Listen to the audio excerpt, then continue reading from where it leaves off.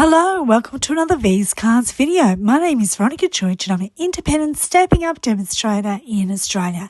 And in this video, I'm going to show you a lovely zip card for Christmas with minimal products. And I'm also going to show you a couple of variations where you can step it up using the stamp set Shepherd's Care. And I'm going to show you how to make your own die by combining two dies you already have.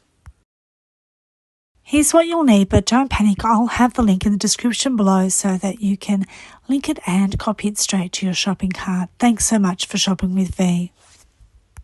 SIP stands for Stamp, Ink and Paper, the basics of card making, where there's minimal product and you just get on with the business with a sentiment or an image or both. Take a look at the textured stamped image. It's almost as though you don't need colouring, and in this case we're going totally monochrome and avoiding any colouring in altogether. I really love the pretty images in this time saver stamp set. Misty Moonlight ink on Very Vanilla cardstock work really well together. What do you think? Let me know in the comments. There you go, finished product, the card made in seconds. Now I'm going to show you some quick ways of stepping it up slightly. To spice it up with a little bit of bling, I'm going to use a gel pen and go over the skeleton of the star and just cover over the lines. You can take it another step further and add some bling. I'm using a very small self-adhesive pearl to add to that, so that's another option. I'm exploring other options as well, using a different tone of cardstock and brushing over some ink before I hit emboss in gold embossing powder. Still exploring some options. I'm going to try little stars instead of the large one and see how that turns out. Why stop at this one? I'm going to make the larger star the focus in my next card. It certainly looks less busier. And here is yet another variation. Changing things up slightly, I'm going to do a completely different card. I wanted to create an arch die starting from scratch using the circle die and a rectangle or square die. First you cut out an arc using the circle die. You won't put the top plate on completely, only where you want it to cut.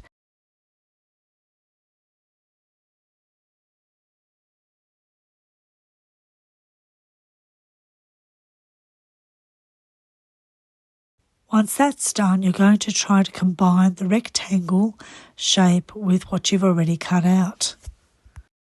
My sides don't look even here, so I'll have to trim one side.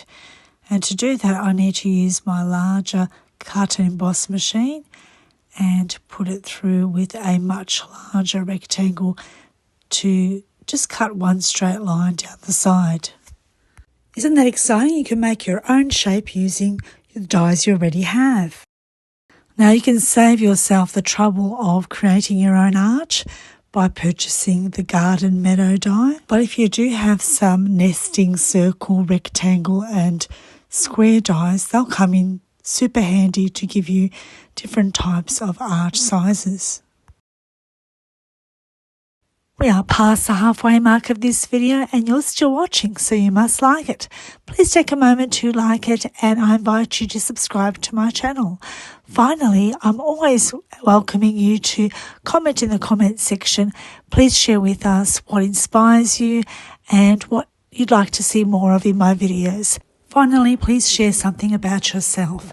Have you ever modified any of your crafting tools to suit your needs, for example? Are you a new crafter? Where are you from? I'd love to know. Thanks for sharing. You're helping me to keep my videos out of the dark and reach more people.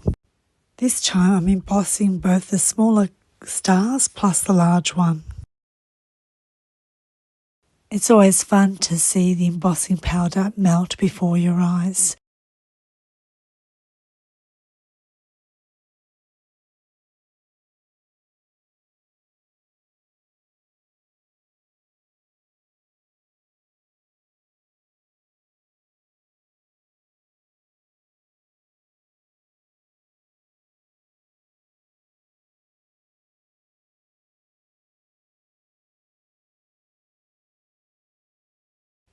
This second card has similar features to my first.